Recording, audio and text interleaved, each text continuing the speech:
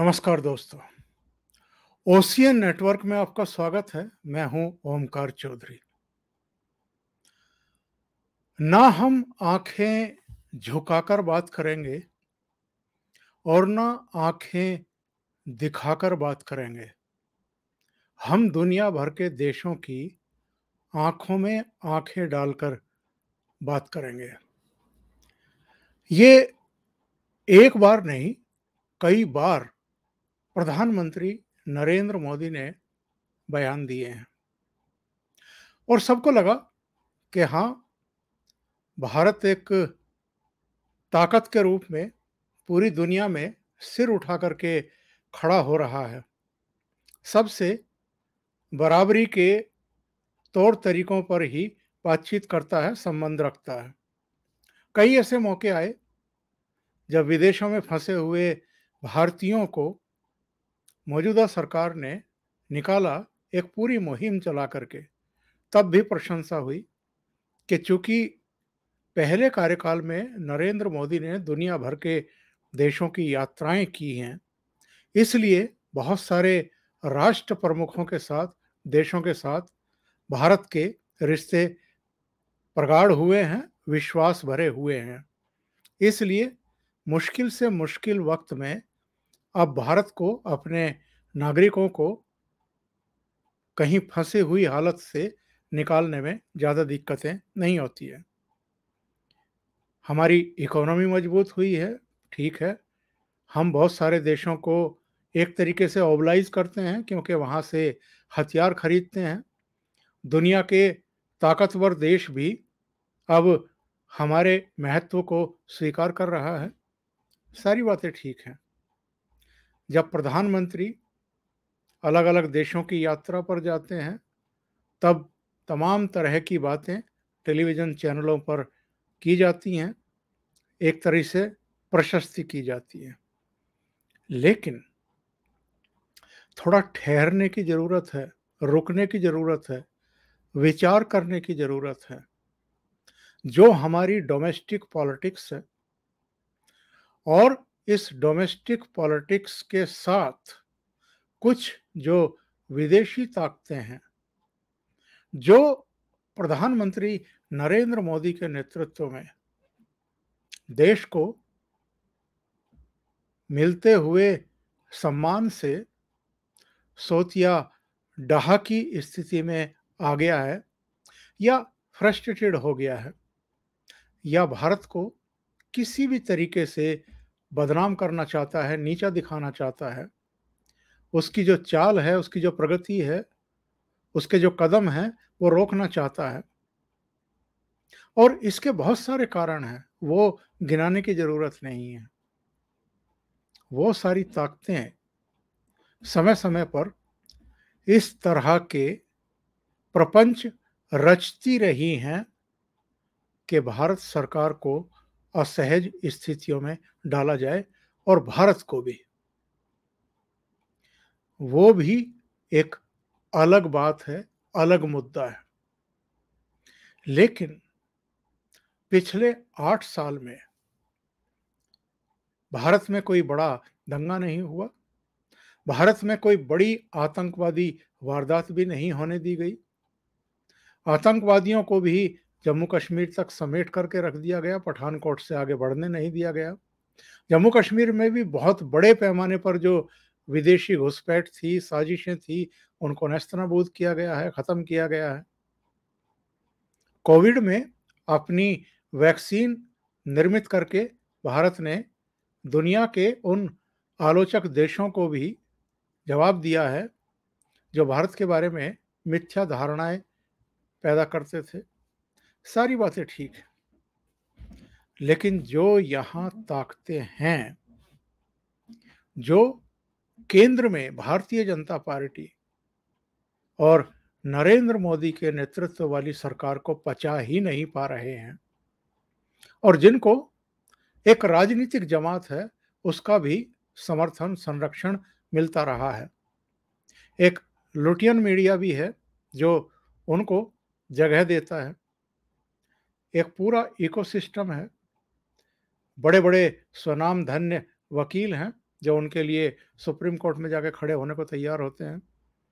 इन सारी चीज़ों का हमें भी पता है, आपको भी पता है, और मोदी सरकार को, खुद प्रधानमंत्री नरेंद्र मोदी और उनके सहयोगियों को पता ना हो, ऐसा तो हो नहीं सकता है।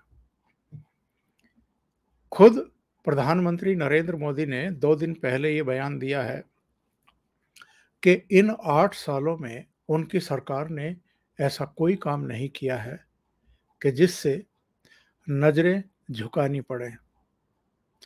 अगर ये सारी बातें ठीक हैं, अगर भारत एक ताकत के रूप में उभर रहा है, अगर भारत का दुनिया भर के देशों में सम्मान बढ़ रहा है, अगर किसी तरह का पक्षपात किसी भी समुदाय के साथ, किसी भी धर्म के मानने वालों के साथ नहीं किया गया है, बराबरी का सलूक किया गया है, तब कतर के दबाव में आकर के प्रधानमंत्री नरेंद्र मोदी को या भारतीय जनता पार्टी नेतृत्व को अपने प्रवक्ताओं नुपुर शर्मा और नवीन कुमार जिंदल को 6 साल के लिए सस्पेंड करने की क्या जरूरत थी?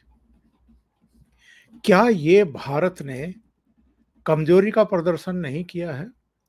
क्या कतर इतना शक्तिशाली देश हो गया है कि उसके किसी भी तरह के बयान से हमारी दिल्ली की सरकार की चूलें हिल जाएंगी या ये कमजोरी प्रदर्शित करना शुरू कर देंगे? एक किस्सा मुझे याद आ रहा है। 1975 में इंदिरा गांधी ने इमरजेंसी लगाई। वो इमरजेंसी चली करीब करीब 1.5 साल से कुछ ज़्यादा समय तक, और आप जान करके हैरान रह जाएंगे कि इंदिरा गांधी ने वो इमरजेंसी केवल इसलिए हटाई क्योंकि ब्रिटेन के और पश्चिमी देशों के अखबार ये छापने लगे थे कि नेहरू की जो बेटी है उसने अपने देश में लोकतंत्र को खत्म कर दिया है, उसकी हत्या कर दी है नेहरू की बेटी ने। और ये जो नेहरू की बेटी वाला शब्द था, जो जुमला था वहां के मीडिया का, उसको इंदिरा गांधी ने डरा दिया। तो कहीं ऐसा तो नहीं है कि प्रधानमंत्री नरेंद्र मोदी को भी वही चस्का लग गया है कि दुनिया के देश उनके बारे में क्या सोच रहे हैं, उनकी सरकार के बारे में क्या सोच रहे हैं? अगर ये है तो ये उनकी बहुत ही गलत सोच है, बल्कि मैं कहूँगा कि खतरनाक सोच है। जिस तरीके से इन दोनों प्रवक्ताओं को हटाया गया है, उन्होंने, ठीक है, दूसरों के उकसावे में आकर के कुछ टीका टिप्पणियां की हैं। नवीन कुमार जिंदल की मैं मान सकता हूं, वो तो किसी शो में भी नहीं थे, उन्होंने अपने सोशल मीडिया अकाउंट पर कुछ ऐसी बातें डेलिबरेटली लिखी हैं जिनसे बचा जाना चाहिए था। लेकिन नुपुर शर्मा को तो एक तरीके से बाध्य किया गया, भड़काया गया, ऐसी नौबत पैदा कर दी गई टिप्पणियां करके कि वो, उन्होंने खुद अपने बयान में भी आज कहा है कि मैं अतिरेक में आकर के, और चूंकि बार बार अपमान किया जा रहा था बाबा का, इसलिए उन्होंने वो टिप्पणी की थी, जिसके लिए मुझे खेद है अगर किसी को उससे ठेस लगी है। लेकिन उस पर इतना बड़ा बवाल खड़ा कर देना, जगह जगह प्रदर्शन वगैरह करने, या विदेशों में भी और देश के भीतर भी एक पूरी मुहिम चलाना, और ये घटना ऐसे समय हुई है जब हमारे उपराष्ट्रपति एम वेंकैया नायडू खुद कतर में हैं। उनकी कल वहाँ के प्रधानमंत्री और गृह मंत्री से भी मुलाकात हुई है, और दोनों देशों ने ही ये कहा है कि जो एक वातावरण क्रिएट किया जा रहा है उसकी वजह से दोनों देशों के रिश्तों पर किसी तरह की कोई आँच नहीं आएगी। लेकिन इसके बावजूद एक घटना तो हुई है ना, उससे तो आप इनकार कर नहीं सकते हैं। और वो घटना ये हुई है कि Qatar ministry of foreign affairs उसने सम्मन किया हमारे एम्बेसडर को, दीपक मित्तल को, और एक निंदा प्रस्ताव, एक नोट उनको थमाया और कहा कि जो पैगंबर मोहम्मद के बारे में टिप्पणियां की गई हैं वो अवांछित हैं और भारत को उसके लिए माफी मांगनी चाहिए। हमारे विदेश मंत्रालय ने बयान जारी किया है, स्पष्ट कर दिया है कि जो कार्रवाई होनी थी वो कर दी गई है। और जाहिर है इस बयान का मतलब ये है कि जितना करना था भारत कर चुका है। लेकिन भारतीय जनता पार्टी की तरफ से जो ये बयान जारी किया गया है, इसकी जरूरत क्या थी?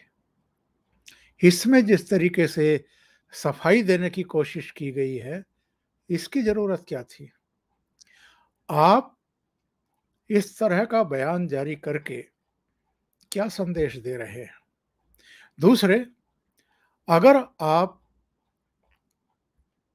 अपने प्रवक्ताओं को इस तरीके से पनिश कर रहे हैं, तो जो लगातार शिवलिंग के बारे में गलत बयानी कर रहे हैं, अपमानजनक टिप्पणियां कर रहे हैं, उसको लगातार फव्वारा बता रहे हैं, जबकि वाराणसी की अदालत भी, हाई कोर्ट और सुप्रीम कोर्ट भी उसको शिवलिंग कहकर के संबोधित कर चुकी है और उसको संरक्षित, सुरक्षित रखने के आदेश जारी कर चुकी है।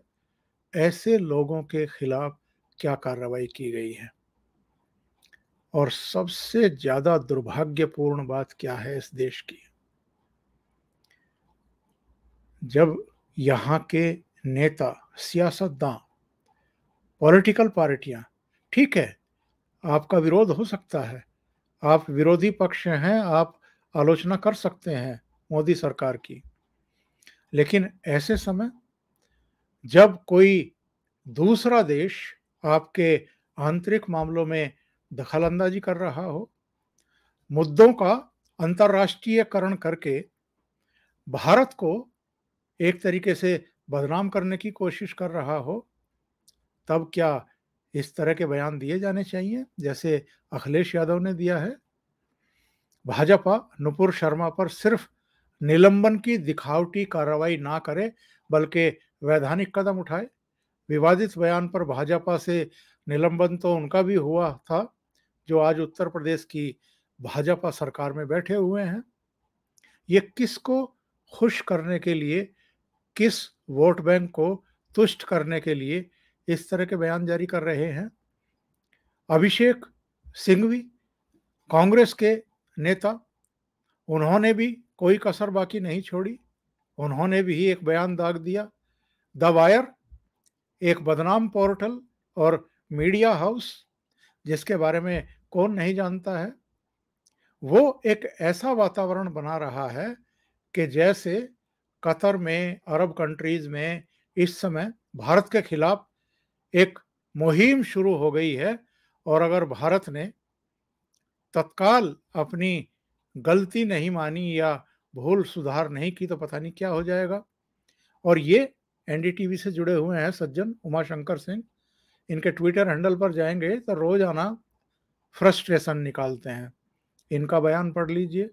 इन्होंने कहा, कतर के सहायक विदेश मंत्री का कड़ा बयान, अगर आधिकारिक और व्यवस्थित तरीके से इससे नहीं निपटा गया तो भारत में इस्लाम के खिलाफ संगठित तरीके से फैलाई जा रही नफरत को दुनिया के 2 अरब आबादी का जानबूझकर किया जा रहा अपमान माना जाएगा। एक और देख लीजिए, अशरफ हुसैन कहते हैं नुपुर शर्मा और नवीन जिंदल के गुनाहों की सजा केवल पार्टी से निलंबित होना नहीं हो सकता। देश के करोड़ों मुसलमान चाहते हैं कि दिल्ली पुलिस पैगंबरे इस्लाम की शान में गुस्ताखी करने वालों के खिलाफ सख्त कार्रवाई करते हुए उन्हें गिरफ्तार करे ताकि आइंदा कोई ऐसा ना करे। ये केवल और केवल नुपुर शर्मा ने और नवीन जिंदल ने जो कहा, उस पर इस तरह की कार्रवाई की मांग कर रहे हैं। और जिन्होंने बाबा के बारे में, शिवलिंग के बारे में, महादेव के बारे में गलत बयानी की है, उसको लगातार फव्वारा बताया है, बल्कि मजाक उड़ाया है, उपहास उड़ाया है, उन पर कार्रवाई की मांग क्यों नहीं की गई है, या उनके खिलाफ आखिर कार्रवाई क्यों नहीं हो रही है, मेन बात यह है। और किस किस तरह के की अफवाहें उड़ाई गई हैं, आप ये देखिए। इसमें बताया गया है कि साहब, वहां पर जो सुपर स्टोर हैं सऊदी में, कुवैत में, बहरीन में, वहां से भारतीय प्रोडक्ट जो है हटा दिए गए, और उसके बाद जो है ये कार्रवाई की गई। वहां देखिए आप, फासिस्ट बताया जा रहा है भारत को, क्योंकि यहां पर एक ऐसे प्रधानमंत्री बन गए हैं। एक और देख लीजिए, ये कांग्रेस से जुड़े हुए हैं, और लिखा है, बड़े बेआबरू होकर तेरे कूचे से हम निकले। मतलब मजाक सूझ रही है एक इतने गंभीर विषय पर भी इनको। उन्हीं का, उमा शंकर सिंह का जरा एक और ट्वीट देखना। जब घर में इंसान नहीं सीखता तो मौका मिलते ही बाहर वाले सिखा देते हैं। इस तरह की टीका टिप्पणियां की जा रही हैं, लेकिन एक टिप्पणी कमर वहीद नकवी की आई है। उन्होंने कहा है कि अरब देशों में प्रतिक्रिया ना होती तो बीजेपी शायद ही अपने प्रवक्ताओं के खिलाफ कार्रवाई करने की सोचती। बीजेपी को समझना चाहिए कि भारतीय मुसलमान भारत के हैं, वे किसी मुल्क का मुंह नहीं ताकते। बीजेपी ऐसे गलत संकेत क्यों दे रही है कि भारतीय मुसलमान अरब की ओर देखना शुरू कर दें। और धीरेन्द्र पुंडीर ने सही लिखा है कि ये गलती इस देश के लिए बहुत भारी पड़ेगी। इस बार तो लड़ना भी नहीं पड़ा, एक घुड़की से घुटनों के बल आ गए। तो जो प्रधानमंत्री नरेंद्र मोदी ये कह रहे थे कि हम ना आंख झुका करके बात करेंगे और ना आंख दिखा करके बात करेंगे, हम दुनिया भर के देशों की आंखों में आंखें डाल करके बात करेंगे, वो प्रधानमंत्री और उनकी सरकार कतर के सामने क्यों झुक गई? और वो देश, वो कतर, जिसने 2010 में एमएफ हुसैन को वहां की नागरिकता ऑफर कर दी थी, वो एमएफ हुसैन जिसने देवी देवताओं की अभद्र तस्वीरें बनाई थी, आपत्तिजनक, अपमानजनक तस्वीरें बनाई थी, और किसी ने उनको मारने की धमकी भी नहीं दी थी। उनके खिलाफ भारत भर में जगह जगह पर एफआईआर दर्ज की गई थी, ताकि ऐसे लोगों को सबक सिखाया जा सके। और वो 2006 में देश छोड़ करके भाग गए थे, अपने बेटे के साथ सऊदी में कहीं रहने लगे थे, दुबई में शायद कहीं रहने लगे थे, और 2010 में इसी कतर ने उनको नागरिकता दे दी थी। तो कतर के सामने हम इतना भयभीत होने की हमें जरूरत क्या है? कतर के सामने ये ठीक है, जब अफगानिस्तान में संकट था और जब हमारे भारतीय वहां फंसे हुए थे, तो चूंकि तालिबान के साथ भी कतर के ठीक ठाक रिश्ते हैं, बल्कि तालिबानियों के लिए तो इन्होंने दोहा में ही एक मुख्यालय बना करके दिया हुआ है। अमेरिका के साथ भी इनके रिश्ते ठीक हैं। उस समय जरूर भारत की इन्होंने मदद की थी, लेकिन इस तरीके से सरेंडर करना, गलत संदेश देना, और जो अरब कंट्रीज हैं उनको आगे के लिए हावी होने देना, क्या ये सही विदेश नीति है? किसी भी दृष्टि से इसे आप उचित नहीं ठहरा सकते। बहुत सारे लोगों का कहना है कि प्रधानमंत्री नरेंद्र मोदी को भी वही रोग लग गया है कि अगर उनका जो इस समय ग्लोबलाइजेशन का दौर है और जो एक दूसरे देशों के साथ में नए सिरे से रिश्ते तय किए जा रहे हैं, उनके बरक्स कई देशों ने प्रधानमंत्री को अपने यहाँ के सर्वोच्च नागरिक सम्मान दिए थे। उनमें सऊदी है जिसने 2016 में दिया था। 2016 में ही अफगानिस्तान ने भी अपने यहाँ का सर्वोच्च सम्मान दिया था। 2018 में फिलिस्तीन ने दिया था। 2019 में संयुक्त अरब अमीरात ने दिया था। 2019 में रूस ने भी सम्मानित किया था। मालदीव ने भी 2019 में अपना सर्वोच्च नागरिक सम्मान दिया था। बहरीन में जब ये गए थे 2019 में, तो वहाँ भी उनको सम्मानित किया गया था। 2020 में जब अमेरिका गए थे तो अमेरिका ने भी अपना सर्वोच्च सैन्य सम्मान दिया था। और 5 और ऐसे संगठन हैं। 2018 में दक्षिण कोरिया, और पर्यावरण के क्षेत्र में यूएन ने 2018 में ही, 2019 में इनको एक और अवार्ड मिला था। इस तरीके से कई अवार्ड मिले थे। तो लोगों का कहना है कि कहीं मोदी को अपनी छवि की चिंता तो नहीं सताने लगी है, और जो डोमेस्टिक प्रॉब्लम्स क्रिएट हो रही हैं या की जा रही हैं साजिशन सियासी कारणों से, कहीं उसकी अनदेखी तो नहीं कर रहे हैं। और जिस तरह की प्रतिक्रियाएं देश भर से आई हैं, और किसी और की तरफ से नहीं, खुद जो मोदी के समर्थक रहे हैं और जो भारतीय जनता पार्टी के समर्थक रहे हैं, उनकी तरफ से जो भी टीका टिप्पणियां आ रही हैं, वो कोई सुखद संकेत इनके लिए नहीं है। समय रहते इनको चेतना पड़ेगा, वरना जो इनके समर्थक रहे हैं, जो सपोर्ट करते रहे हैं, वो भी अगर इनसे बिफर गए तो इनके लिए दिक्कतें होंगी। ये देखिए, संदीप देव पत्रकार हैं, लेखक हैं, यूट्यूबर हैं। उन्होंने बस एक स्केच जारी किया जिसमें भारतीय जनता पार्टी अपनी प्रवक्ता का सिर कलम कर रही है, और सामने खड़े हुए कठमुल्ला वो कह रहे हैं कि बिल्कुल ठीक है। और विवेक रंजन अग्निहोत्री, द कश्मीर फाइल्स के डायरेक्टर, उन्होंने लिखा है कि once again urban Naxals won, I stand with Nupur Sharma, it is time for you to change your handle to Nupur Sharma Durga. और आनंद रंगनाथन, उन्होंने तो एमएफ हुसैन का एक चित्र देते हुए वो याद दिलाया है कि तब क्या हुआ था। एक चित्र भी सामने आया, ये पुराना चित्र है। नुपुर शर्मा प्रधानमंत्री नरेंद्र मोदी का अभिनंदन करती हुई हैं, और कई तरह के ताने कसे जा रहे हैं भारतीय जनता पार्टी के लेटर पर। वही कांग्रेस के नेता लिख रहे हैं, आज माचिस भी कहने को मजबूर हुई कि मैं आग नहीं लगाती। बहुत सारे लोगों की टिप्पणियां आ रही हैं।